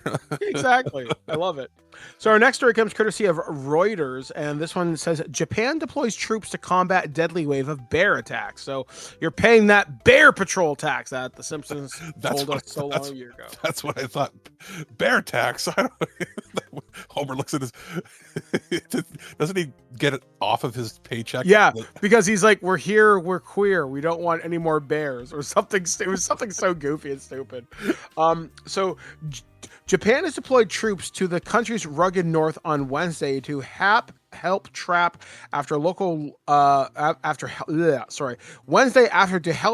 bears after local authorities and said besieged communities were struggling to cope with the unprecedented wave of attacks. The operation began in Kunzo, a small town nestled along forested mountains that has seen a sharp rise in bear sightings for weeks. Residents have been urged to avoid thick woods and stay indoors after dark to keep the bears foraging near their homes for food. There is a lost opportunity here, but because it's Reuters and we know that's like, it's like the AP news, pure news. They don't do any editorializing. They should have said bear siege, not besieged. Quote, even if it's just temporary, the SDF's help is a big relief, said Yasuhiro Kikutada, who oversees the town's bear department. That's a thing. I used to think bears would always run away when they heard noise, but now they actually come towards you. They're truly frightening animals, he added. There have been more than 100 bear attacks, with a record 12 people killed across Japan since April, according to the Ministry of the Environment. Jesus, that's more than all of Canada, and we have more bears than any other country in the world. Oh yeah. So 2/3 of those deaths of those were in Akita Prefecture, where Kunzu is located. Nearby Iwate in Akita, authorities say bear sightings have jumped sixfold this year to more than 8,000, and attacks are on track to set a new record, prompting its governor to request help from the self-defense force last week. Quote, the townspeople feel danger every day, said Kunzuno Mayor Shinji Sasamoto, said after meeting with 15 or so soldiers who rolled in the town in an army truck and jeeps equipped with body armor and a large map. I get this. Obviously, with bears seeing their natural environment threatened, yes, they're going to go to alternate places for food, and so many garbage people is in Japan. tasty. It's an island with not that much space, and there's more people than ever. But like, what surprised me was 12 people killed since in the last 6 months. Yeah, since April. That's insane. We have what, one bear killing every few years in Canada? It might be a little higher than that, but it's definitely not as high as that in months, years, maybe. We don't get 100 bear attacks a year. Even in the last decade, I can't think of 100 bear attacks in Canada. I think you're more likely to be attacked by a moose. Yes, much more. And yet, we have more bears, we have more variety of bears, we have way more dangerous bears. Way like people think grizzlies, like, Kodiaks. They're like, like has like the dangerous animals, poisonous. Yes, lots of poisonous and like lizardy type stuff all around the world. Like specifically, the bears that live here are the most dangerous bears by far. You're right, grizzly, Kodiaks. Black bears, they look cute. They are not. Brown bears, black bears, grizzlies, polar bears, obviously being, the marauding. Polar bears pull whales onto the land to kill them. They drag them out of the icy water. A whale. Yeah, like I've heard stories about polar bears. Even my grandmother, before she passed, used to tell me stories about the bears up in Churchill, Manitoba, that would just hang around the dump. And there was the rule is, if you were in the town of Churchill, you don't leave your doors locked. And people are like, why? Because if you're running from a bear, you need a place to fucking go. Yeah. And so the rule was have your door unlocked. Alberta, the farther north you go, there's areas where if you go to like like a bar that also has like a hotel in that, they'll have ropes tied. They're like, beyond this is bear area. Don't go past the rope. Yeah. And it's like, why? It's like, because if the bear comes within the rope, they're within line of sight where we can shoot it. Yeah, like it's pretty crazy. I mean, obviously, if you're going to any type of exploration back in the woods, you need to have yourself about you. Now, I go back on the trails here in Guelph. There are no bears that I've ever seen, but I've seen coyotes and I've seen foxes. I was going to say, where we're located, you have to go for a bear sighting to be a regular occurrence. You have to go for about 100 kilometers north. Yeah, like there might be some in the woods here, but not that many. You basically have to hit Algonquin Park before you hit like real bear country. Yeah, like when I grew up, because I grew up in a place called Owen Sound area, right? Which is about an hour north of here, maybe a little more. Yeah, and we would get bears pretty consistently back in the swamps and there, and even on my home reservation of Nemeshimaning, there was always like, hey, there's a bear around, keep your dogs and cats inside, don't go outside after dark, mind your business.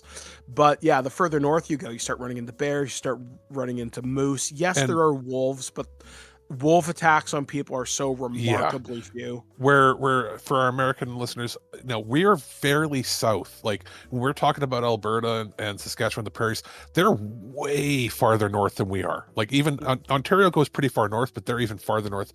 If you look at a map, if you pull it out, we're actually below a bunch of the states technically. In how far we are, up until you hit like 2 to 3 hours farther north of where we are, the bears that you're going to find are going to be brown bears and black bears, more black bears than anything. And they're the smaller, more cute looking bears. When you start hitting like the north and the northwest areas of Canada, and you start getting grizzlies and Kodiaks, and those are the big monstrous suckers that you see in movies whenever they do that.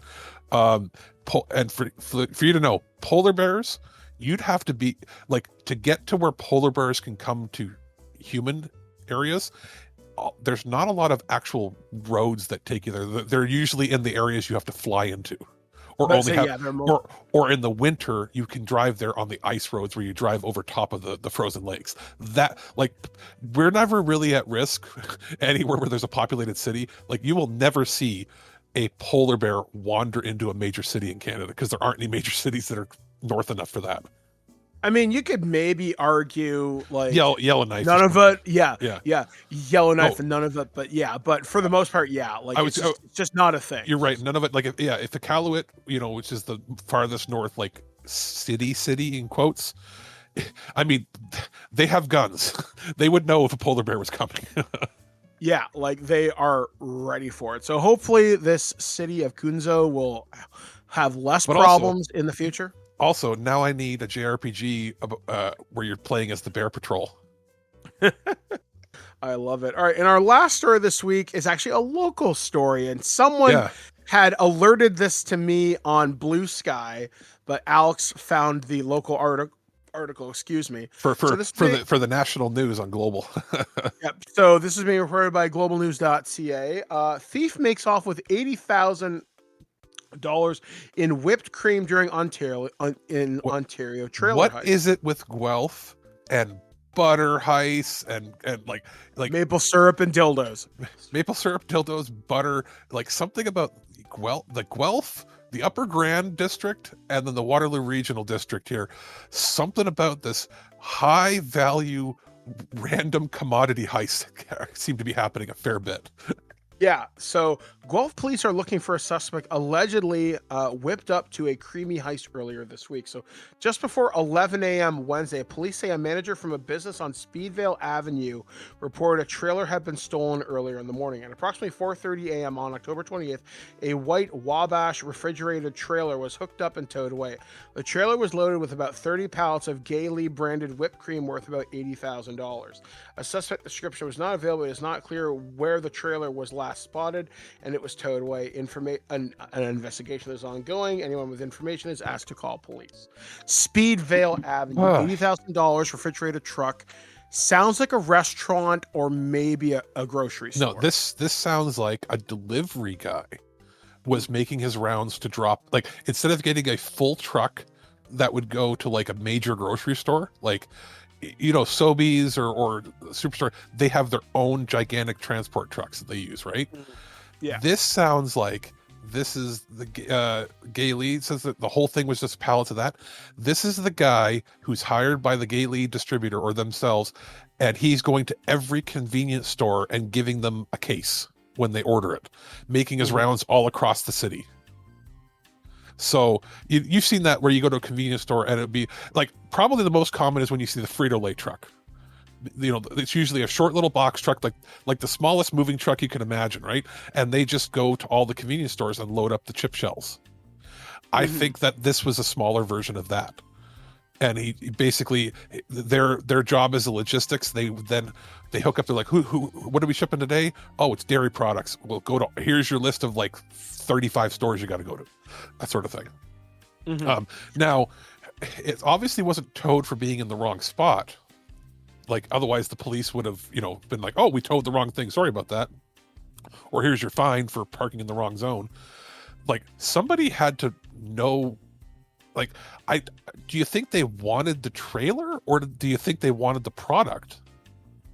I don't know. Trying to move something like that, the only thing that would be useful of that would to be smaller grocery stores, smaller restaurants, And, like, maybe home bakers. But We even know still, the where are you butter, going to keep that? the butter, and specifically Geek, it was highly speculated, and they haven't announced it, but those heists were people stealing it to sell to Indian restaurants.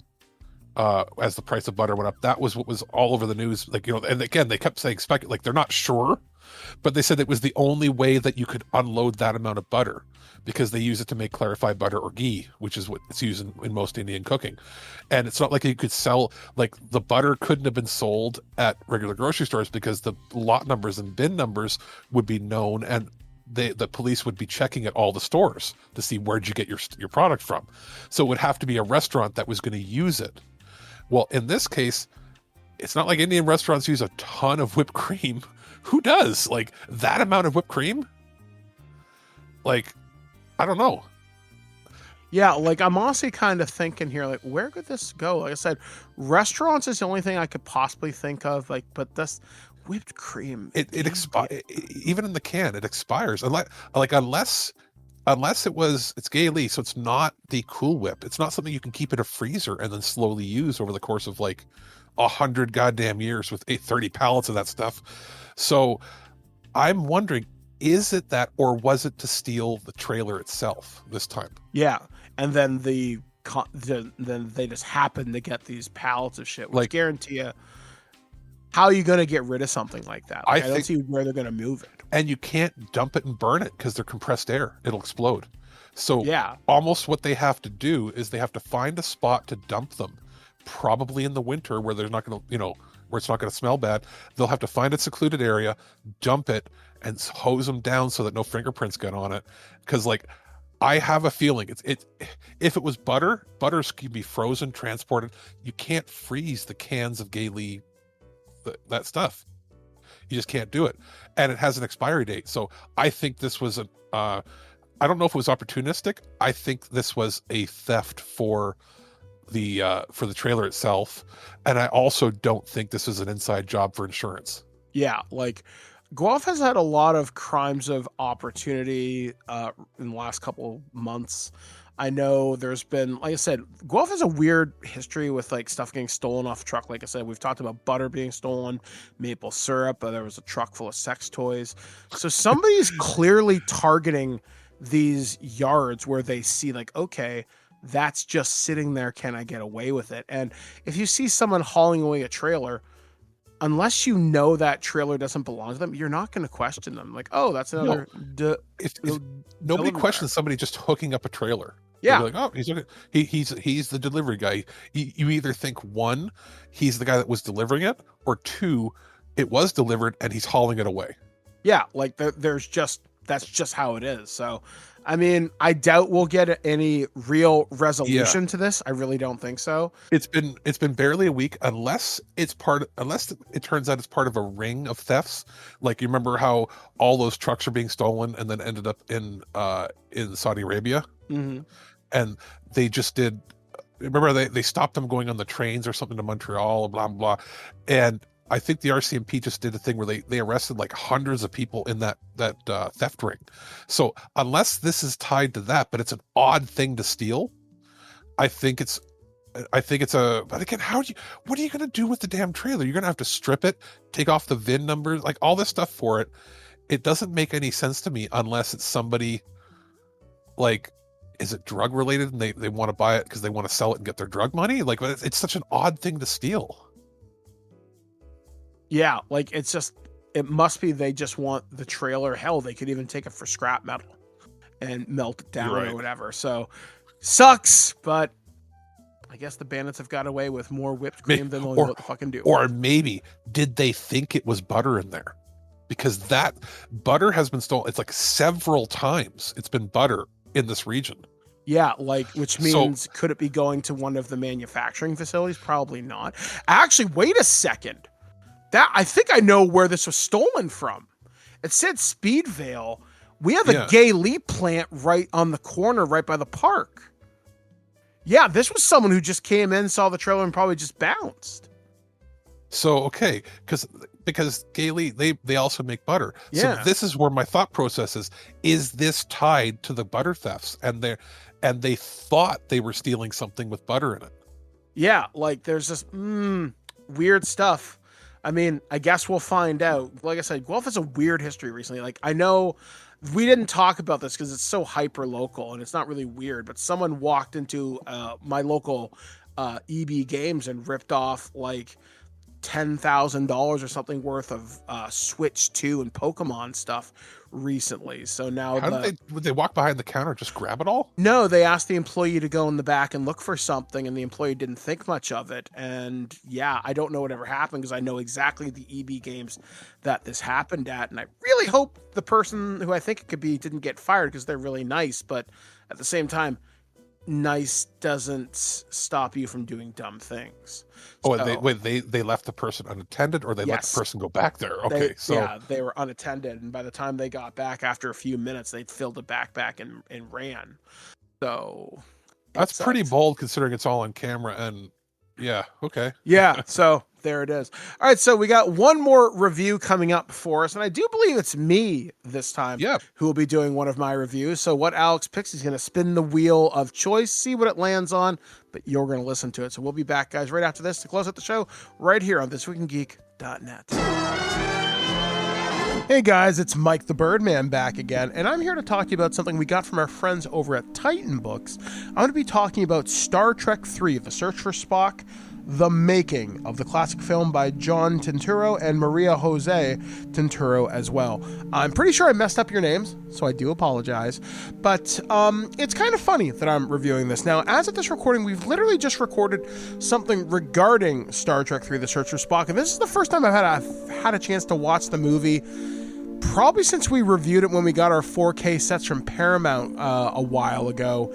And having flipped through this book and looking at all the sources that were consulted for this book and then going into the podcast record with a lot of this knowledge, I am really impressed by how much this goes over. The thing that really kind of caught my attention is obviously I'm a prop guy. I checked that out right away. I wanted to see what some of the comments were from Christopher Lloyd and Robin George. One thing I didn't expect to find here was comments on the test screenings and comments from the red carpet premiere. Like there's a story where I think Robin George talks about bringing his brother and, her brother and his wife to the premiere. Christopher Lloyd's like, man, it would have been awesome if I could have been in like the fourth one, but I'm dead. And you get to see like a little picture of ILM drew something for their artist to show up. Again, that's cool. I didn't know Taco Bell did stuff. I didn't know Ertl did action figures for this. And because this was like the 80s, everyone had like a record read along and listen along. I had those books and stuff like that. It was so cool to see that.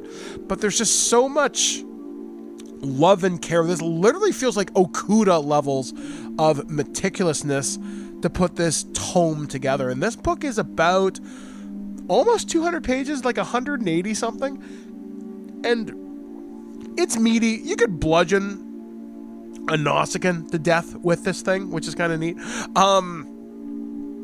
You do see some shots of the Excelsior, which is really cool.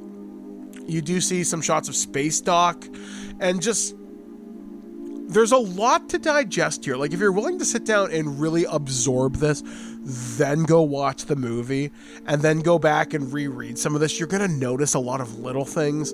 And it's something I've learned about doing the podcast, specifically with Aaron, who also works with me on the Star Trek IP. We're both freelance writers for the Star Trek role-playing game.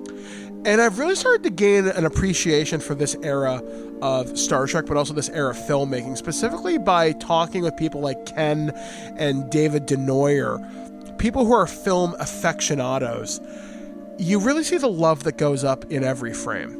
And now that I'm a writer myself, I get to see the love that gets put down between every paragraph, everything you research, every time you quote somebody. There's something new to learn. You're bringing back a memory so it lives on eternal in the printed page. And this Star Trek 3, The Search for Spock, the making of the classic film, really encapsulates that. And I hope we'll see more books like this. I would love to see something like this done for Star Trek First Contact. If it exists, please let me know. But no, seriously, this is amazing. If you are a fan of, I think this was Leonard Nimoy's first directorial debut, if I'm recalling this fact correctly. I'm recording this really late at night. But no, seriously, you're gonna love this book. It's such a good read. There's so much, not just information, character. And I think that's why I like it more than other making of books, because it really gives you that sense of you're here reliving what this film is and was and forever shall be in Trek canon, in Trek lore, and in Trek fandom. And those are three very distinct things to me. I think it's special. I do. So if you have a Trekkie in your life, and if they're a big fan of the original series and the original 6 motion pictures, then I really think this is going to be a wonderful gift for them. And you too can sit down and learn how Dr. McCoy has to deal with Spock's Katra, get it reunited with his body, and money I got, ship you need. I love it. So yeah, you should be checking out this book from Titan Books. That's Star Trek 3, The Search for Spock, the making of the classic film by John Turturro and Maria Jose Turturro. It's outstanding. I'm sorry if I got your names wrong, but still, seriously, you should check this out from our friends over at Titan Books. Those magnificent bastards!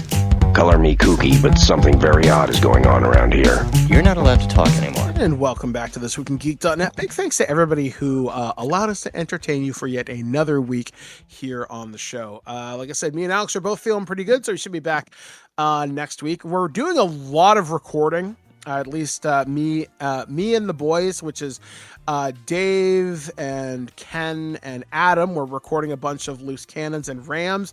You'll be hearing those in the coming weeks. Me and Aaron and Alex are also recording some additional stuff you'll hear during the holidays. We're starting to get some of the big stuff that we were planning to do on the summer. Me and the boys are starting to work out that you'll hear it probably during Christmas, leading up to our Christmas hiatus that we take off typically from after our Game Awards content until the end of January. We take about a month and a half off just to recharge.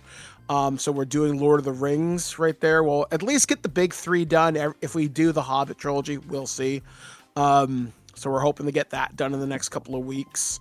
Recorded some really fun stuff in the last little bit. I really hope you guys will like it. So Alex has been holding back on some of our evergreen content so he can just release it. So some of the stuff you may be hearing, we might have recorded months ago, but I hope I kept it as evergreen as I could. So if I fuck up, that's on me, which is fine. In terms of programming this week, I know we're supposed to receive our COD codes, so we'll be working on that at some point. We have a bunch of reviews for Holiday Gift Guide. I got a bunch of movies that Warner Brothers sent over to me, so I'll be taking a look at those. I am putting together a Holiday Gift Guide that'll be separate from the other one. We'll be taking a look at some TTRPG stuff, because if if I was real, I could fill my entire holiday gift guide with TTR RPG stuff. So I'm going to try to limit my main holiday gift guide to 3 items, but I'll talk about some of the stuff I've received through the year through like Renegade and Free League and Modifius and stuff like that. I'll talk about all those in the holiday gift guide. You should hear that the week before. So I'm going to promise-ish around December 5th or 6th, you'll see it. And you'll be able to order stuff through most major retailers or through the companies directly themselves. What do we got coming up programming this week, Alex? We will have in the coming week one of those like evergreen episodes you mentioned. This is the Loose Cannon you guys did on the Goofy movie double feature. Oh, that was a lot of fun. We recorded that during the summer, not too long after the documentary came out, because this year's the 30th anniversary of that movie, I do believe. And it's one of my favorites. So huge bucket of win right there. And from Earth vs. Soup, there's Abbott and Costello Meet the Mummy. Ooh, like that. And depending on scheduling, we'll have another review show probably out with some preview stuff, because as we get closer and closer to Black Friday and all that, we've got a bunch of items that have come in for us to check out that some are probably going to be going on sale for Black Friday, so we'll want to make sure we have some reviews out of them first before we mention them on whatever program we have there. As far as Black Friday stuff, when is Black Friday? That is a very good question. Is it the 28th? That's kind of what I'm thinking, if it was going to be anything. Yeah, the week of Black Friday, we'll have a quick show where if there's any big deals, we'll mention the deals, as well as maybe feature some reviews or talk about some of the stuff that we've been sent that some companies have sent us, for gift guide, but also they've said, hey, by the way, these are going to have Black Friday deals. And in that case, we'll review them. So if, we like them, we'll mention that. And then, of course, if we do like them, we'll want to talk about them. We'll put them on the show there. That comes before the regular gift guide, which, as you know, comes the first week or so of December. And then we do like a last minute gift guide for anything, because in the past, and especially this year, because this is the second year where we've had a strike in the postal service, things are slowly starting to come in now. But sometimes things don't come in for the gift guide before the gift guide is recorded. And if that's the case, and it's a smaller, easy enough thing to pick up, we usually do like a sort of final little programming thing. It's like last minute gifts, pick them up now, that sort of stuff. Mm-hmm. And then final thing I want to say is me and Liam, who you might remember from our Terrible Warriors Stargate series that we ran a couple of years ago, me and Liam are doing the Guelph Santa Claus Parade Run here in Guelph. We're going to be doing something. I'll be doing something in my wheelchair on December 6th. Liam's might be dressing up in a full alien kit, because we called our team the Bug Stompers after the drop ship in Aliens. We had set out to raise $426. As of this recording, we have raised $455. We did that in less than 24 hours. Awesome. So that kind of blew me away. So I'm sending Alex the link to this, which will be put out on our socials. You can find me on Blue Sky for this, but it'll be on the website until after the event. I'd love to do more with this. If we could double that, that'd be awesome. Do not expect it, but it all goes to help out nonprofits in our region. I think this is in support of Big Brothers and Big Sisters, which is an organization that I really like. So yeah, so that was really awesome. Liam sent me a message in the middle of the night. He's like, Mike, I don't know what you did, but look at these emails. And I'm thinking, oh shit, what did I break now? And we had all these donations. In fact, one of them, I don't know who sent this out, had said, thank you for making podcast camp incredible for my kid. So there you go. That's nice. So that's pretty awesome. So once again, that'll be on Saturday, December 6th. We'll be doing the Santa Claus parade run here in Guelph. I'll try and take some pictures. You gonna wear a Santa hat? Oh, definitely. I'm doing a Santa hat. So there's supposed to be a Santa suit in my size. Good luck. But I could definitely wear a hat. You could probably get by with like a red blanket because it's going to be cold. Yeah. You know you should have Blair. It might be too late. I don't know what it is, but have Blair make you a Santa stocking for your stump. Yes, I should totally do that. So yeah, we're going to be doing something with aliens on that day in terms of the Bug Stompers. Hopefully, like I said, we'll be able to do some more stuff with that. So if you can and have the capacity to donate, that would be wonderful. I just sent Alex the link right now. That'll be available on most episode posts between now and December 6th. So that's going to do it for us here on This Week in Geek. We will be back next Monday with more great content with what happened around the geek world. We do have a review show planned for later on this week, as well as what Alex mentioned with evergreen shows and Earth versus Soup. So until next time, we have been Alex, the producer. I've been Mike the Birdman saying be excellent to each other. Looking forward to seeing you around the interwebs. And until next time, just take care of each other and happy early holidays. We'll talk to you soon. At no point in your rambling, incoherent response were you even close to anything that could be considered a rational thought. Thanks for listening to this episode of This Week in Geek. Hungry for more? Check out our website at thisweekingeek.net. You can subscribe to the podcast, browse our Twitter and Instagram, and leave your thoughts on today's topics. If you'd like to give us some feedback, send us an email at feedback@thisweekingeek.net. Tune in next time, and remember, Lower your shields and surrender your listenership. We would be honored if you would join us. Thank you for your cooperation. Good night.